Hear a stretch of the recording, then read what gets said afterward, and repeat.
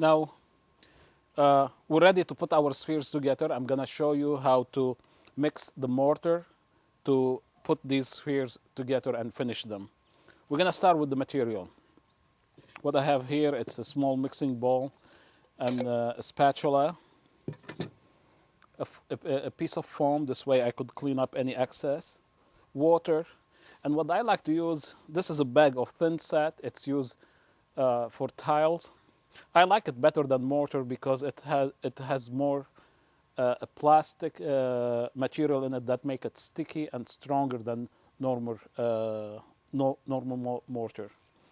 So we'll be using the thin set. I'm gonna take some of the thin set, put it in here. Okay. Now we're gonna start adding water to it. It's the same like the concrete we saw mixing. Put some water, mix it, and if it's need more, you will keep adding. Here I'm mixing around a cup and a half. You don't need too much of it. It's only enough to mortar these two pieces together. And here it is. It's done. It's like nice and buttery. Okay. We're ready to put our sphere together. So we'll start with this one here.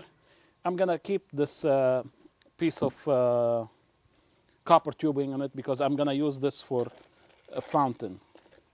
So go ahead, put some of this on the edge like this and start spreading it around.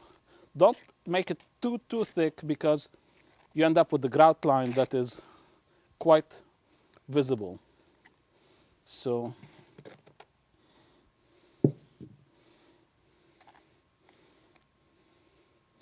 we'll go ahead.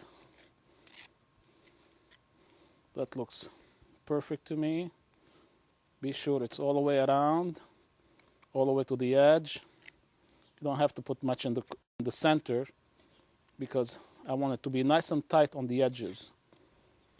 We'll add a little bit more here. Okay. The other half. Plop it on top of it. Okay. It's going nowhere. And go ahead, match all the seams. Shake it a little bit. Take your sponge and wipe any excess. Boy, talk about easy.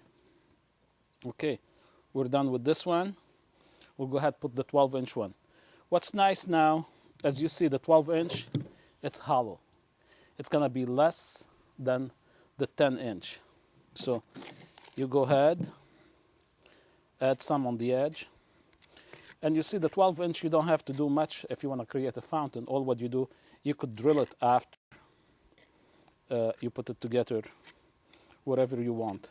Because you'll be drilling almost like an inch. So keep buttering the edges.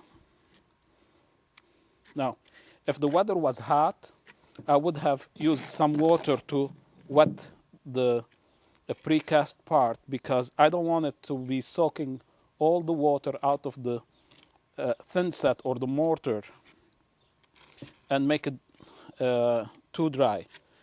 It will dehydrate fast. So the weather is nice. I don't have a problem with the temperature dehydrating the water out of the thin set.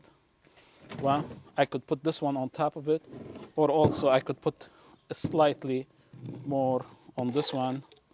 I'm gonna just butter it slightly, not too much, just to add strings to it. Okay, ready. Okay, drop it. Oh yeah. Okay. I'm gonna go ahead, fill up the joint. And it's like grout, you know, you go ahead, you grout the joint between the tiles.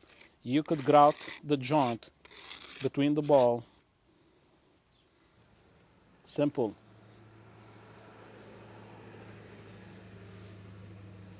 Now you have it. You have the 12-inch sphere and the 10-inch sphere. You could use these around the yard anywhere you choose. You could make a finial out of these, or you could make a bubbling fountain. Now I'm going to show you some options you could use your spheres. One of them is to create a finial.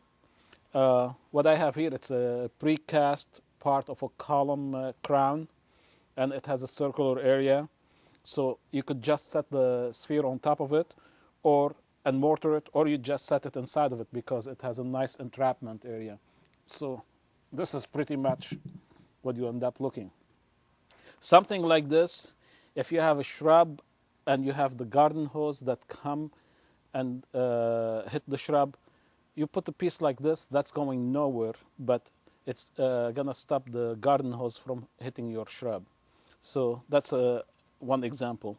The other one, I showed you this one here, it was designed to be made as a fountain. So that's the area. What I have here, it's a saucer that I have cast earlier. Another casting, this was white cement. I'm gonna use it to elevate the sphere inside of it. And you put your pump under this piece here, and you hook it up to the sphere. And as you see, I'm not gonna put it towards the side because it's still mortared and fresh, but you will put it with the opening up, and you end up with something looking like this. Okay. And you will have a bubbling fountain inside a saucer. Another way you could also use your sphere, what I have done before, it's you could put it on top of a pedestal like this one. Instead of the saucer, you could put the sphere on top of it. It looks great. Spheres, they make an architectural element in the garden. They are used on top of pillars as an architectural element, as a finial, similar to this one. You could create a combination of them, put them next to each other, different sizes. Just a beautiful shape in the garden. You could color them, stain them, or put mosaic on them. There's many ways you could customize them, and the sky is the limit.